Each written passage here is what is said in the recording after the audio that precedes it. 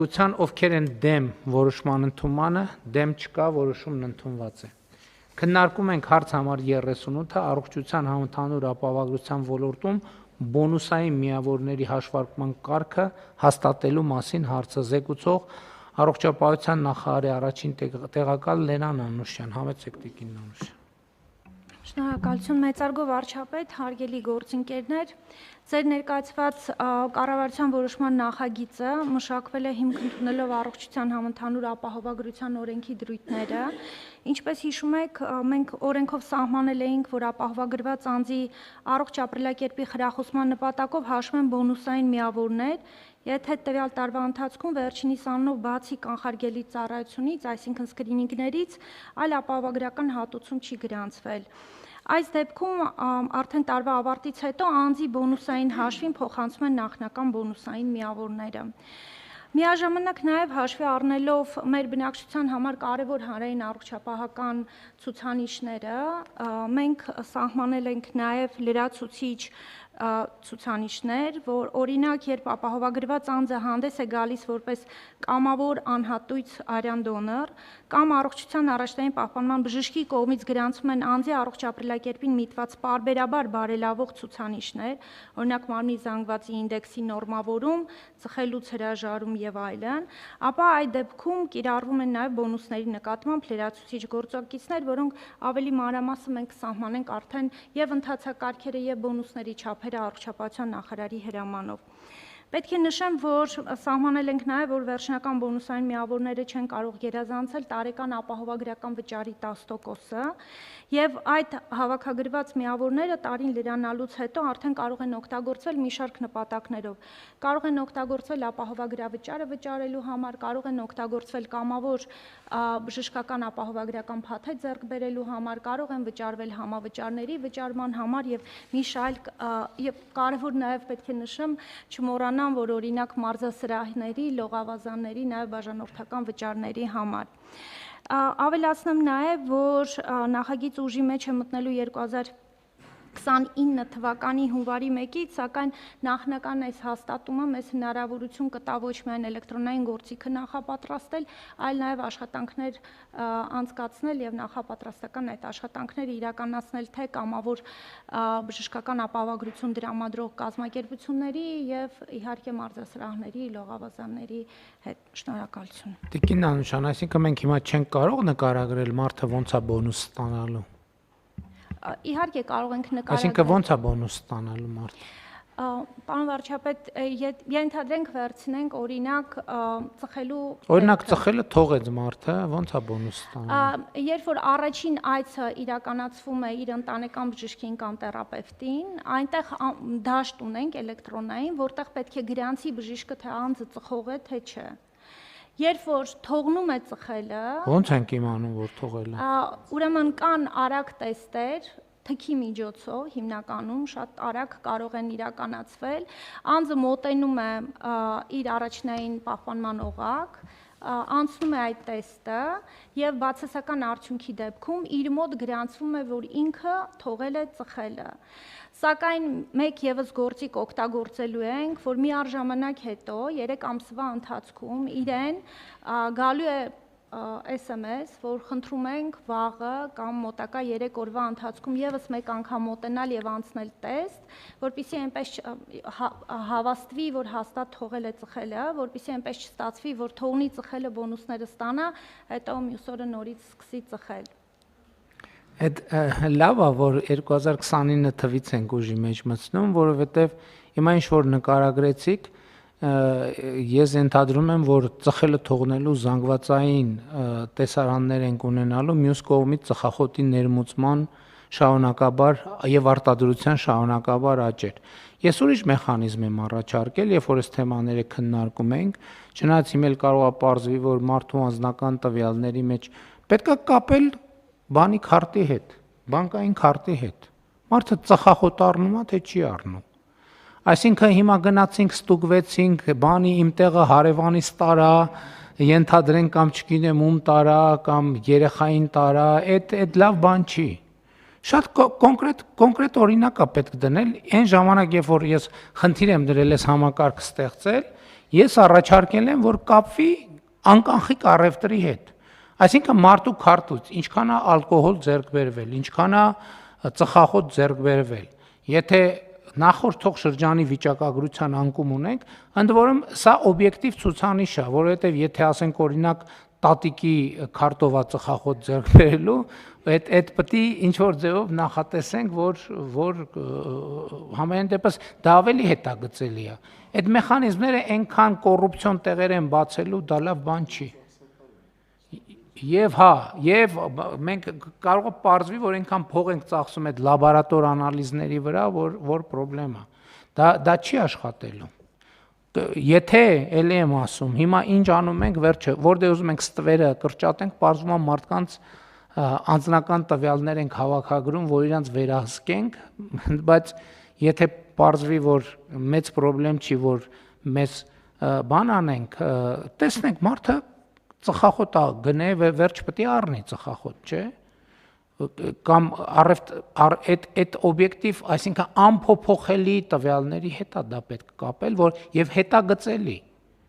որովհետեւ հետո կարող ենք գնալ ասել, բա էս ինչ էր եւ այլն, էլի քրեական գործ, էլի ՊՎԾ, էլի բան, աղմուկ աղակ, կասի դե այն ժամանակ որ եկել է, չէր ծխում, հիմա ծխում է։ Ու սենց մի հատ փակ շրջանի մեջ կմտնենք, կամ սկզբնական շրջանում դնենք միայն այն բաները, այն չափանիշները, որոնք օբյեկտիվորեն բան են, այսինքն հետագծելի են։ Դա հնարավոր չի հետին թվով փոխել կամ ասել դե այն ժամանակ տենց էր, հիմա սենց է։ Որ համակարգ աշխատի, հակառակ դեպքում բան չի անի։ Այն ինչ որ նկարագրեցիք, իմ կարծիքով պրոբլեմատիկ է։ Բայց ասում եմ, լավա որ սկսում ենք հիմա process-ը եւ մինչեւ 29 թիվը ժամանակ ունենք, որ հասկանանք, թե ոնց կարող ենք մենք այդ խնդիրը լուծել, բայց գաղափարը շատ լավ գաղափար է եւ կարեւոր գաղափար է։ Այսինքն մարդը եթե մարզասրահ գնաց կամ այդ օբյեկտիվ ցուցանիշները մենք իրան տալիս ենք լրացուցիչ վճարամիջոց, այսինքն մարդը ջանքա գործադրում, ի առողջության ապահովագրության իր վճարը նվազում է եւ մի բան էլ մենք իրեն կամ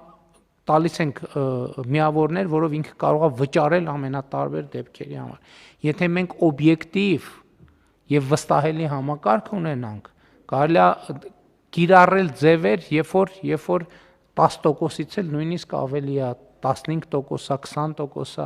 մարդը ինչքան է քայլելով, ինչքան է տեղաշարժվում քայլելով, ինչ ակտիվ ապրելակերպով ապրում է, թե չի ապրում։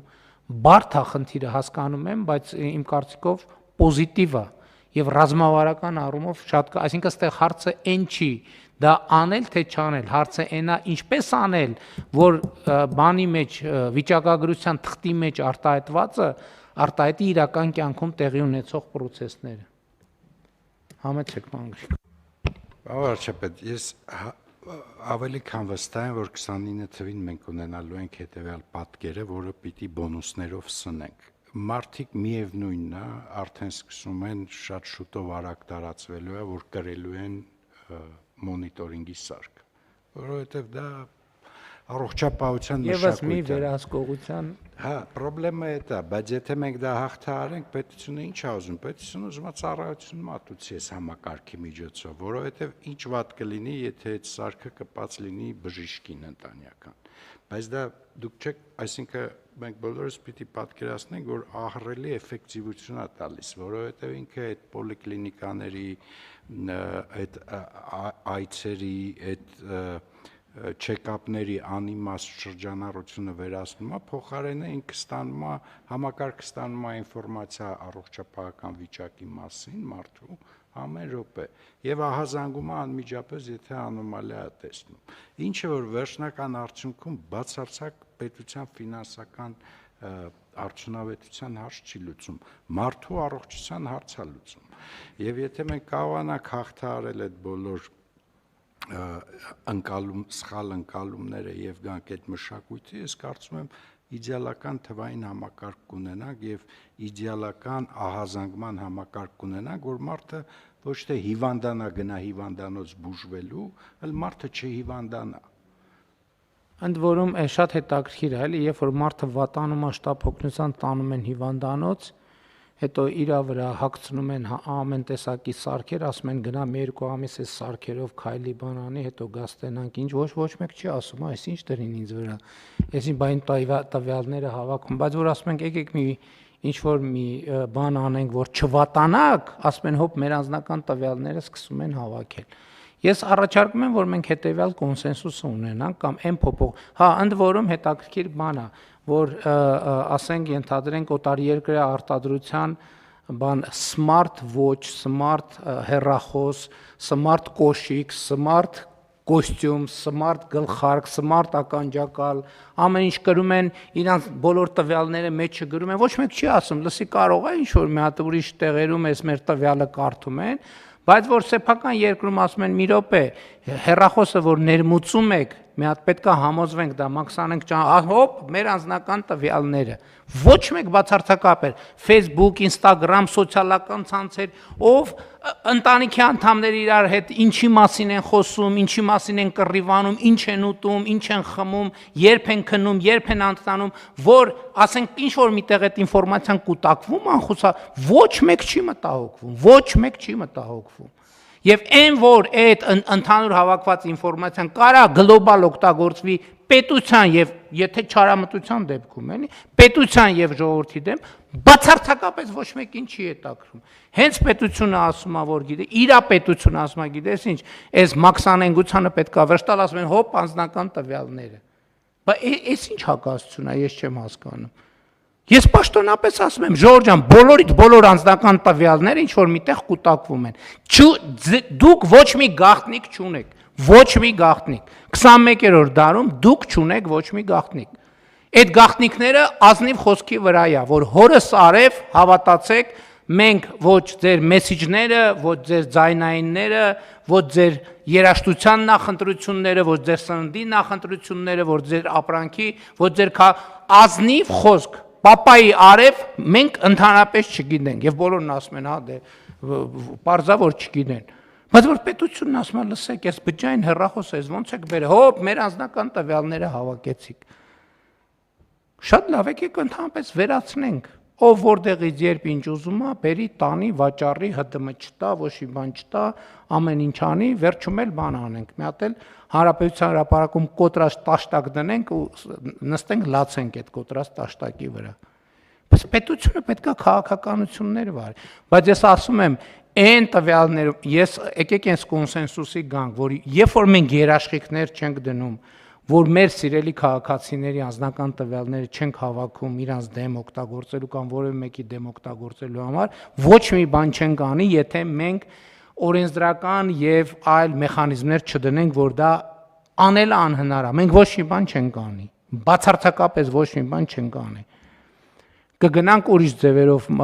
բանը 5000 նոր մաքսային աշխատող բան կանենք, կընդունենք աշխատանքի 10000 հոգի էլ իրանց վերահսկող, 8000 հոգի էլ վերահսկողներին վերահսկող, հետո քննչականների եւ բան դատա իրավական համակարգում բան կանենք, լայնորեն նոր հաստիկներ կբացենք, որ այդ բոլորին կարենա դատի։ Կարծում եմ սա ամենակարևոր եւ արդյունավետ ճանապարհն է։ Ես նկատի ունեմ մեկ մեր մոտ քննարկումները ուղղակի բան են անում։ Հա, հիմա փոխվարչապետը ասեց սարք ենք կրելու, հա, էսա տեսեք ինչ արնի, հա։ Այդ սարքերը բայց հիմա իրանց վրա է։ Այդ սարքերին հասանելիություն ունի ով ասես, ով չասես, բայց ով ասես։ Ով ասես, ով որ գիտի ձևերը։ Բայց երբ որ պետությունը ասում է մի րոպե առողջության հետ կապված եկեք դնենք ձեր բժշկի հետ կապենք բան, մեր անձնական տվյալները։ Բայց որ առողջության խնդիր առաջանա, իհարկե ինչ պետք է անի, պետք է կառավարությունը այդ բոլոր ծախսերը բան անի, հոգա։ Բայց որ ասի, գիտես ինչ, պետք է մի քիչ ծխեք հոպ մեր անձնական տվյալները եւ մեր անձնական ազատությունները։ Շատ լավ, ես ասում եմ բոլոր այն դեպքերում, երբ որ մենք չստեղծենք երաշխիքներ, որ մենք ենք լինելու միայն, որ մեր քաղաքացիների հետ կապված այդ տվյալներին չեն տիրապետելու, աշխարհում ով կտիրապետի այդ ջանդամ, եկեք այդ կոնսենսուսին հասնենք, որ մենք չենք անի որևէ այդ փոփոխությունները, բայց մենք անենք այդ փոփոխությունները, լայնորեն քննարկենք, երաշխիքները ստեղծենք, քաղաքացիներն էլ համոզվեն, որ բացի գլոբալ վերահսկողներից բան տեղական ոչ մի մարմին ոչ մի տվյալի չի տիրապետու, այդ ժամանակ նոր անցնենք աշխատանքի։ Կլինի սենց փորձենք այս ուղղությամբ աշխատենք։ Ասեմ, որ համաձայն եմ, ի վերջո այսօր այդ տվյալները գնում է սմարթֆոնի մեջ, ինչը նշանակում է հասանելի է։ Բայց իմ կարծիքով, եթե նույնիսկ ի վերջո մեր մոտ ստեղծվի մի իրավիճակ, որը էլի պարանոիկ դրսևորումների բերի, մենք ասում ենք բոնուսային մարդը, որը կրում է այդ սարքը, կվճարի 70% ավելի քիչ, քան մարդը, որը չի կրում։ Ի վերջո ամեն դեպքում մենք պիտի տրամադրվենք, որ գնանք այս կամավորության ընդհանրապես այստեղ իմպերատիվի խնդիր չկա, ուղղակի զստայն որ մշակույթն է դրան բերելու, որովհետև եթե քո թևին շտապօգնություն է կապած, շտապօգնություն չկանչելու հնարավորություն կա, իմաստը որն է սпасել շտապօգնության։ Ուզում ասեմ, հենց ինչի ես դրա մասին ասեցի այս կոնտեքստում, որովհետև դա կլինի ամենալուրջ բոնուսային խթանը, որովհետև այո ծխել, այո քաշ, այո առողջ ապրելակերպ, բայց կլինի մի հատ էլ էլեմենտ, որը կասի, եթե դու համաձայն ես մոնիտորինգի առողջությունը մոնիտորինգին, բնականաբար քո ծախսը շատ ավելի քիչ է, ապահովագրության ռիսկը ավելի նվազ, ըստ այդմ շատ ավելի ցածր արժեք կունենա ապահովագրությունը։ Մեր նպատակը հետևյալն է, որ խթաններ ստեղծել, որ մարդը ինքը իր առողջության վրա ներդրում անի եւ նաև կառավարության հետ համաներդրումներ անենք եւ ընդ որում սա պետության անվտանգության եւ ժողովրդի անվտանգության հարց է, որ այո, մենք պետքա կարողանանք ինքներս մեզ դնել ճիշտ ռելսերի վրա։ Էլ եմ ասում, նպատակը պարզա միջոցների մասին ժամանակ ունենք, եկեք մտածենք։ Բայց օրինակ դա լավ գաղափար է, որ կամավորության ինչ որ համակարգ ստեղծենք, որ ասենք ով ուզում է օգտվի, ով բանին կառավարությանը ավելի շատ է վստահում, քան բուքմեյքերական ընկերություններին, թող գա այս համակարգի, հա, բուքմեյքերական ընկերություններն էլ չեմ ասում, համեցեք։ Շնորհակալություն, պարոն վարչապետ, ես այդ նույն միտքն եմ շարունակել, եթե դա կամավոր է եւ մարդը ինքը պետք է դա ապացուցի, նույն սմարթֆոնները օրինակ մեր այսօր հաշվում են, թե մենք օրական քանի քայլ ենք արել, ամսական քանի քայլ ենք արել, չգիտեմ, քաշը ինչքան էր անցած ամիս, հիմա ինչքան է, այլ այսինքն այդ հնարավորությունը կա, եթե մարդը ուզում է ցույց տա, որ ինքը առողջ ապրելակերպով ինչ որ չափով ապրել է, այդ տեղեկատվությունը ֆիքսվում է, հավաքագրված է, նվազագույնի հասանելիություն ունի նաեւ հեռախոսի տերը, էլի մարդիկ ունեն այդ տվյալներին հասանելիություն, բայց հեռախոսի տերն էլ ունի եւ ինքը կարող է հանել այդ տվյալները եւ ապացուցել, այսինքն այդ հնարավորությունը եւս պետքա տալ։ Շատ լավ։ Տենց պայմանավորվենք եւ աշխատենք, իմ կարծիքով շատ կարեւոր բան է, որովհետեւ մեկը ինչ էլ անենք, լրացուցիչ խթանը, լրացուցիչ բոնուսը միշտ էլ մարդկանց համար բոլոր տենց են, պետքա մոտիվացիան շատ կարեւոր բան է ցանկացած գործում։ Էլ չեմ ասում դրամական եւ նյութական մոտիվացիան ինքը դեր խաղում է։ Կան այլ դիտարկումներ, կարծիքներ, չկան, ովքեր են դեմ որոշման ընդունմանը, դեմ չկա, որոշումն ընդունված է։ Քննարկում ենք հարց